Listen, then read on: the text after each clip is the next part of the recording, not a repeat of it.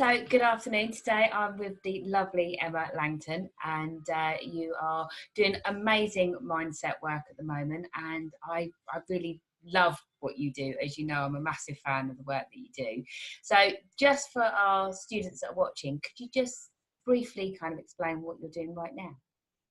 Yes, I can. So I'm a mindset coach and a hypnotherapist, which means that I help people with all the kind of beliefs, the fears, the worries that they've got, about maybe I'm not good enough, or I don't think I can do that, or those sorts of things. Saying that I'm a hypnotherapist does mean that I will not make people look like a chicken. That's saved for the people that do the stage shows.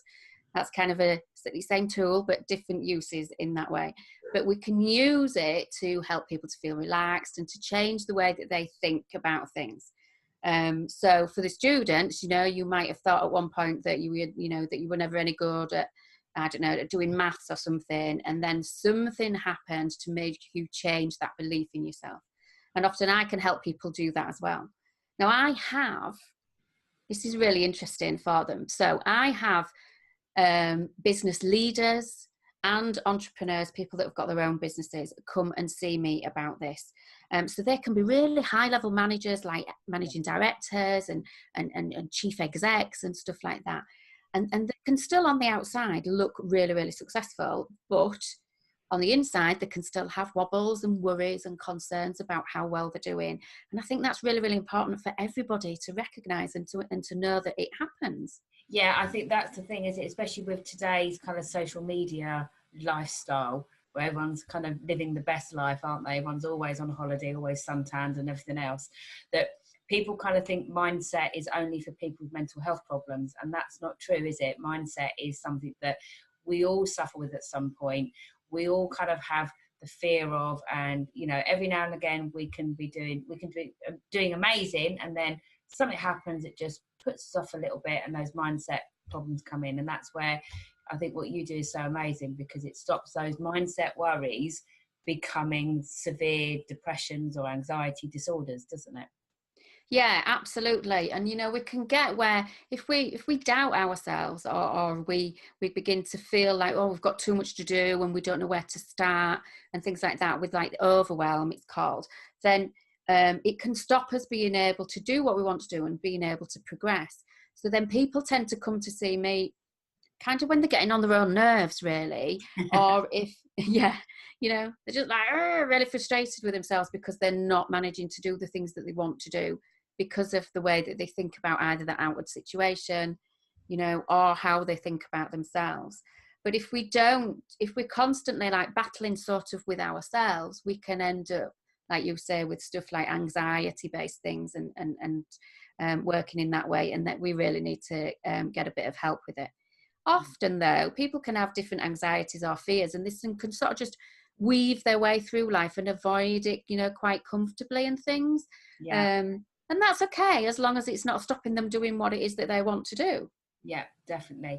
But I doubt you sat at nursery kind of saying, Miss, when I'm older, I want to be a hypnotherapist. They probably would have kind of thought you were a lunatic at that point yourself, wouldn't they? So kind of your journey, and I mean, I'm a little bit biased because I already know some of what you've done in the past, and I think some of your journey is hysterical personally, and I think a lot of what you've done has been really, really good. And I think the students that are watching are going to find themselves, pretty much all of them at some point are going to find themselves working with someone like the people that you've worked with before and things like that. But just to kind of let you tell the story, do you want to just cover kind of your journey from when you were at school and left school to kind of what got you where you are now? Yeah, brilliant. So I'll try and keep it brief because there's quite a couple of years in there to cover. So when I was, I don't know, primary school, something like that, I wanted to be a pilot. But because we're talking over 20 years ago, I'll leave it at that. At that time, it wasn't that the only way to be a pilot at that time was to go into the RAF and learn to fly in that way. And I did join Air Cadets, and I did manage to do loop the loop with Air Cadets, but I didn't think Air Cadets was going to, the Air Force was going to be somewhere that I really wanted to go. So then I really didn't know what I wanted to do. So I left school and I went to college, because not everybody went to university. No. It wasn't, nowadays it is a bit like nearly everybody feels like they need to go to university, although I think it's changing a bit. But it really wasn't then. So I left school, I went to college, I trained as a secretary, which means I can type really, really fast and I can write in shorthand, which amuses lots of people when I do my squiggles.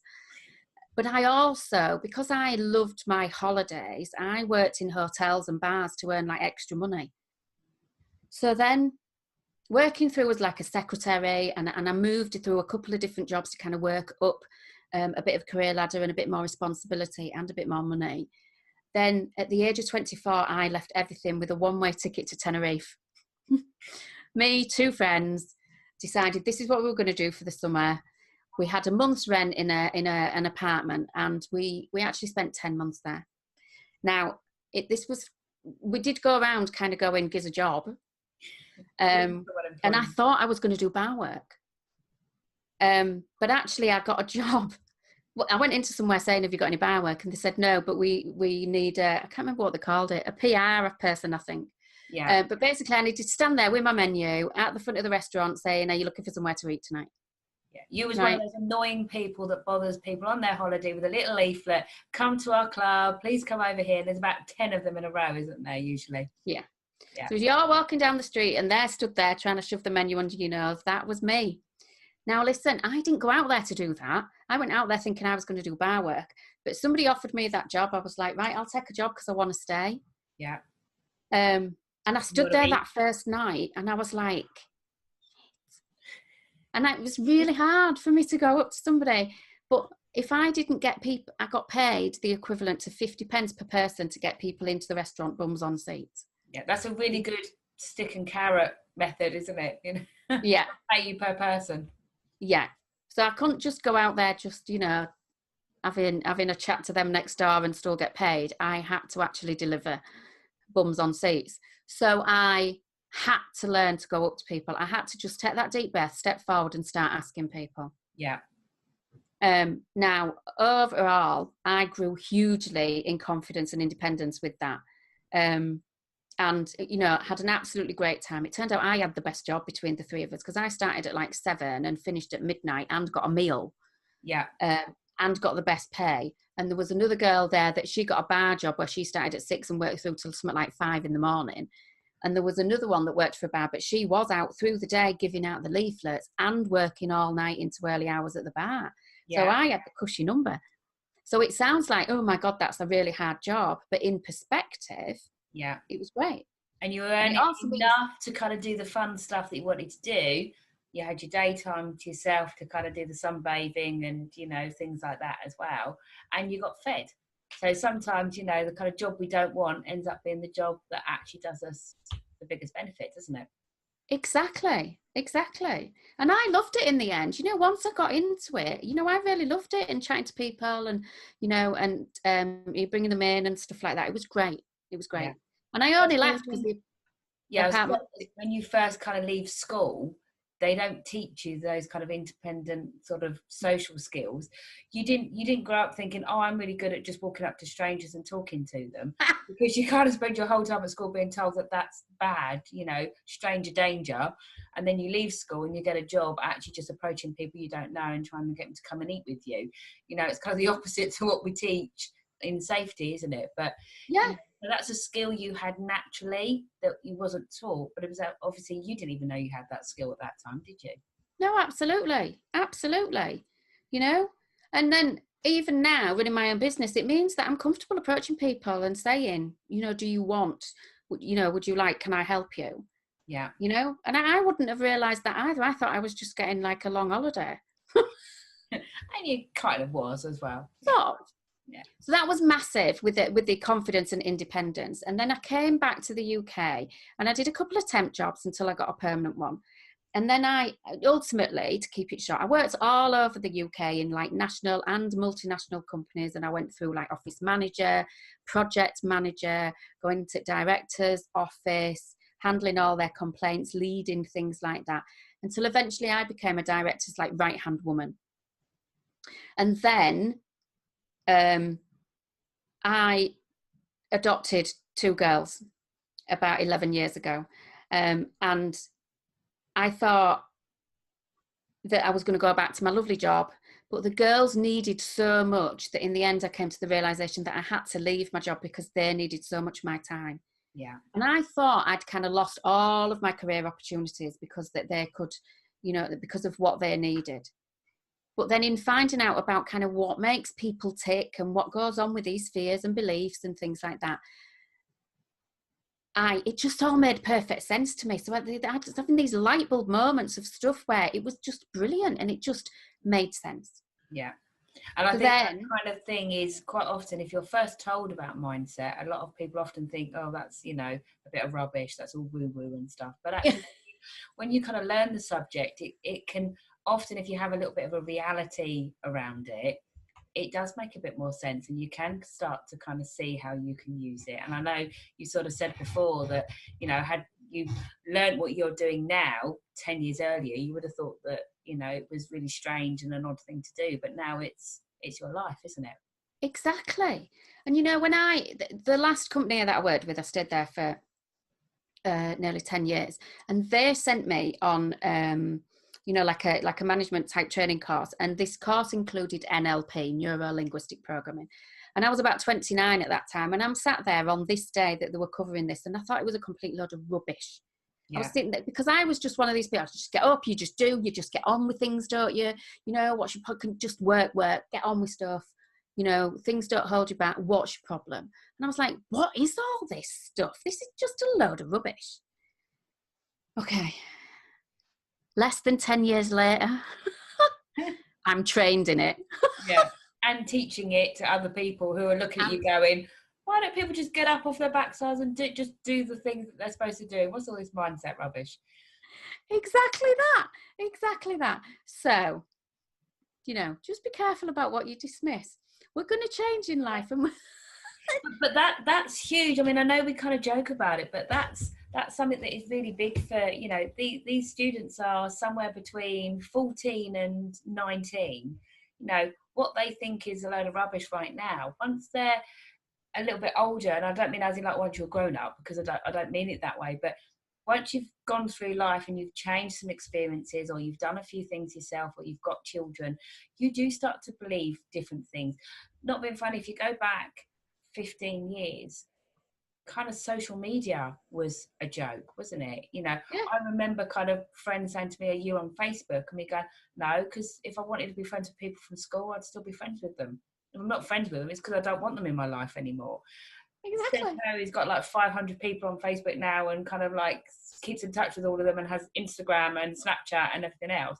But at the very beginning, I was like, who's going to use Facebook? You know, exactly. if I want to talk to people, I'll drive around to their house, I'll knock on their door, and I'll have a cup of tea. Now it's like, actually, this is really cool. I don't have to leave the house to talk to people. And I was the same. Oh, what do I want to be on Facebook for? And things like that. So we can easily dismiss things until there is something that happens and we can begin to see how useful it is and how it will make sense or how it will be helpful and things like that. So yeah, I left my corporate job, but because I'd like always worked, and then with the bar jobs and waitressing and things, I was like, what am I going to do? I must be able to do something at some point when these kids grow up. So I retrained and did all the hypnotherapy, the mindset, the NLP, and this coaching. And then I just started to work 1 day a week because that's what I thought I could fit in with the kids. And then my business has grown now so that, like I said, I'm working with these business leaders and entrepreneurs in this way, helping people with all of these fears and phobias and things like that. So it's been you know, and I think the thing that I want your students to know as well is that I retrained. Yeah. You know, my kids are 15 and 16 now, so I've got one that's massive amounts of anxiety about the pressure that school is putting on to get through GCSEs, etc., etc. Yeah. And I retrained. Yeah. You know, and so you know, whatever you decide now, it does not have to be for the rest of your life. Yeah. Yeah, and that's I think the biggest kind of the point really of all of these videos of this whole series that I'm doing is to kind of help the students that are watching see that And I don't think there's one single person I've interviewed who went, well, I left school, I trained to do this, and I'm still doing it. Yeah. You know, I need to find one just to prove that they do exist. You know, there are some people out there that, you know, said, when I get older, I want to be a doctor. And then they go, oh, and I'm a doctor. Because at the moment they go, oh, I wanted to be a pilot, or I wanted to be a nurse. And I go, oh, what are you doing now? Oh, I'm doing this, or I'm, you know, I'm an astronaut. And it's like, oh, that's a little bit different to what you wanted to do. There is very few people that are doing what they thought they would do. And there is so much pressure on these students to kind of, from about year 5, they start talking to them about what you want to be when you grow up. When you go to senior school, you have to pick subjects that are going to lead you down the career path. You know, teachers start talking to you about picking between your different, not your core subjects, but your humanity subjects, your drama and your art and things. Yeah. And the first thing they say is like, well, what is it you want to be when you leave school? You know, and some of these students, they don't have a clue yet, and they're made to feel like that's a bad thing. And actually, not having a clue what you want to do when you leave school isn't a terrible thing, because you're 14, you know, or you're 11, you know. Why would you know, unless you have people in a family that have certain jobs and you see those jobs and you think, oh, I'd like to do that when I'm older. But then when you get older, I mean, there's you know, people out there that wanted to be doctors, and then they realise that they actually have a phobia of blood and needles. Well, you're not going to be a particularly good doctor if you pass out every time somebody bleeds in front of you. Life throws you curveballs sometimes, don't they? And you've had that with adopting your girls. Lots of people say, oh, once you've had your maternity leave and you've had your children, you did it a different route. You adopted 2 girls, and 2 girls that needed a lot of support. So your whole life changed pretty much overnight, didn't it? Massively, you know. And if somebody had told me that that's what I was going to do, I'd have been like, oh, I couldn't cope with that. Yeah. And I have. So sometimes, you know, you think that you can't do things, and the reality is, because it's all broken down, it's like one day at a time. Yeah. You know, it's like one term at a time. Like when I was trying to get them into school, it was one term at a time. When I'm trying to get my eldest has got loads of special needs, when I'm trying to get hers a support, that was, you know, one teacher at a time, you know. And we did it, and I had to go in year after year and talk to each teacher each year. It's all broken down. And what if somebody had told me what I'd dealt with, that would have been the whole big picture, and I'd have definitely been no chuffing way. No. And this is the thing with at school, these students they're given their life plan, aren't they? They're told from year 7 about GCSEs, then you have your GCSEs and your mocks, and then it's your final exams, and it's sixth form or college or apprenticeship. They pretty much, at the age of about 12 or 13, have to look at their future as a whole. Well, I think if I had to look at the next 5 years, and like you said, when I first had my children, if I had to sit there with some flip chart paper and work out, you know, how I was going to have my daughter, and then how many sleepless nights I was going to have, and what that was going to be like when she turned into a toddler and started to kind of create hell for me, to first day at school and preschool and nursery, and, you know, and all that. God, you wouldn't dare do half the things you do if you had to look at the next 10 years in one big group, wouldn't you? Exactly.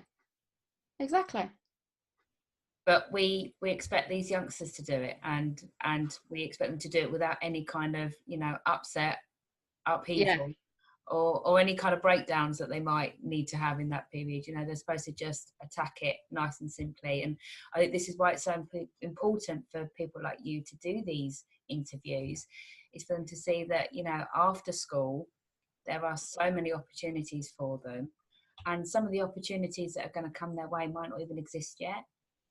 Yeah, exactly. You know, when we were working out like careers interviews, when we were doing careers interviews at school, there weren't people that did, you know, like CSI type stuff and things like that. We didn't know that stuff existed all those years ago. What else is there going to be that comes along with blooming science and technology and things? Yeah, I mean, so the sort of social media marketers and stuff like that, you know, social media didn't exist, so we wouldn't have needed any marketers for it. Exactly. You know, website designers, all that kind of stuff. You know, there was a point moons ago where those jobs didn't exist. Yeah, absolutely.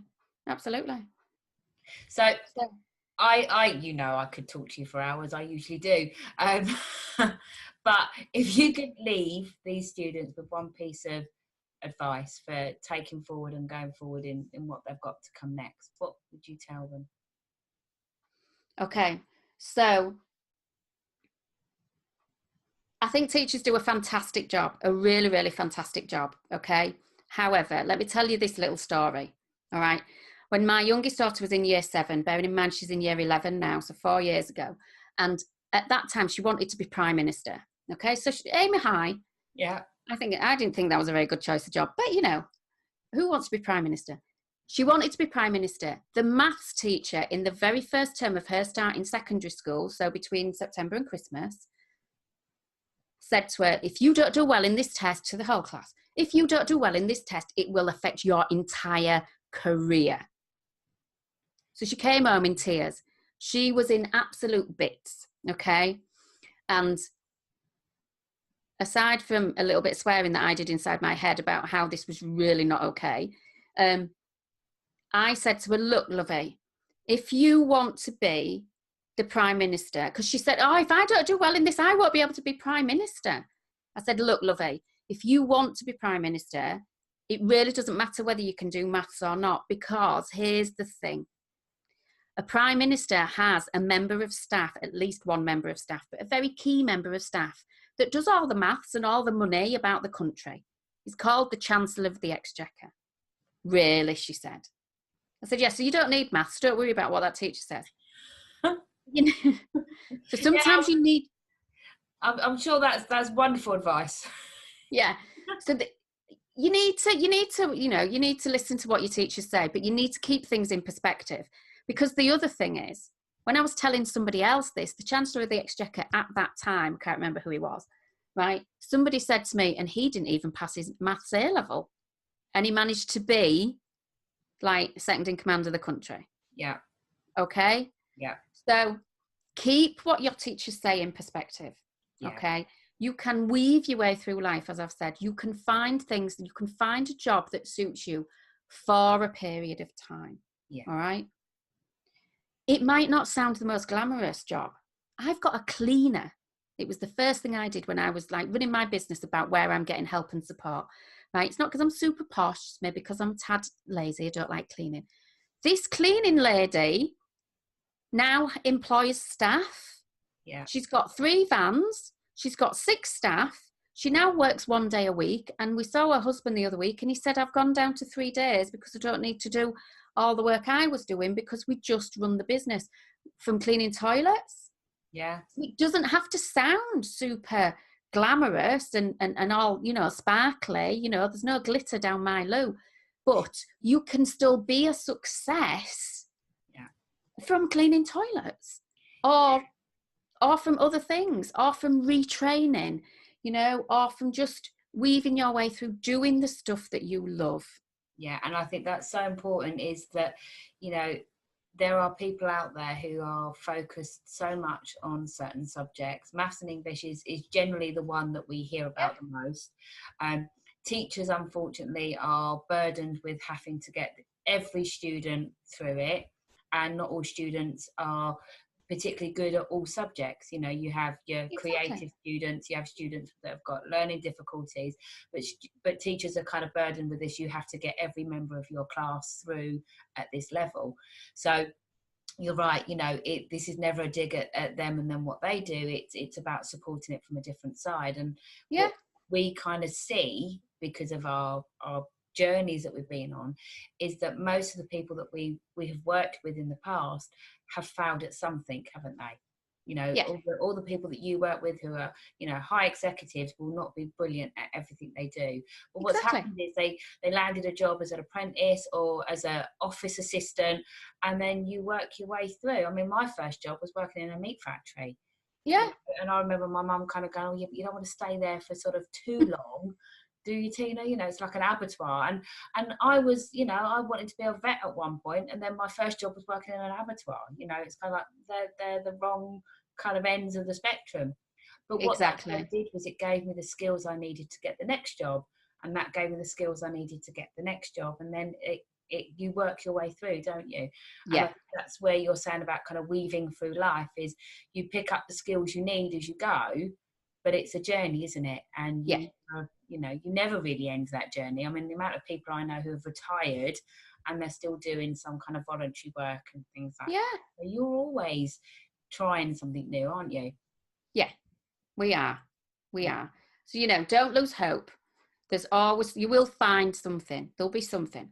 Yeah, definitely. And if there's not out there, then my favourite phrase is, if it's not out there, then you can always create it yourself. Exactly that. Yeah. So, well, thank you ever so much for joining me. And I say your journey has been really exciting, I think. And I think everything you do is amazing. I'm a big fan of what you do. So thank you for being here and sharing your journey. I'm sure there'll be a lot of people benefit from it. Thank you for having me, Tina. That's great.